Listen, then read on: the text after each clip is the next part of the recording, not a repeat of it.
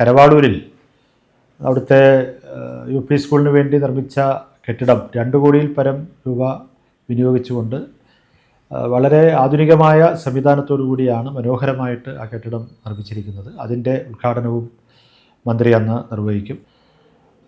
അവിടെ നമുക്ക് നമ്മുടെ മണ്ഡലത്തിൽ തന്നെ ഏറ്റവും കൂടുതൽ വിദ്യാർത്ഥികൾ പഠിക്കുന്ന ഒരു പ്രാഥമിക വിദ്യാലയമാണ്.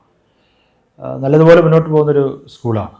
അപ്പോൾ അവിടെ അടിസ്ഥാന സൗകര്യങ്ങളുടെ ഒരു കുറവുണ്ടായിരുന്നു. അപ്പോൾ അതുകൊണ്ട് അവിടെ ഒരു നല്ല കെട്ടിടം ഉണ്ടാകണമെന്നുള്ള ഒരു ആവശ്യത്തിൻ്റെ അടിസ്ഥാനത്തിലാണ് കഴിഞ്ഞ സർക്കാരിൻ്റെ കാലത്ത് രാജു സാർ കൂടി മുൻകൈ എടുത്തുകൊണ്ട് 2 കോടിയിൽ പരം രൂപ അതിനുവേണ്ടി അനുവദിക്കുന്നത്.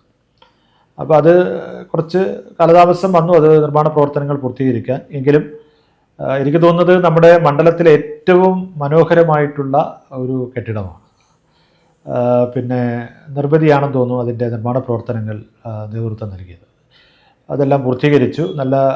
നല്ല ഒരു രൂപകൽപ്പനയാണ് അതിൻ്റെ കാര്യത്തിൽ ഉണ്ടായിട്ടുള്ളത്.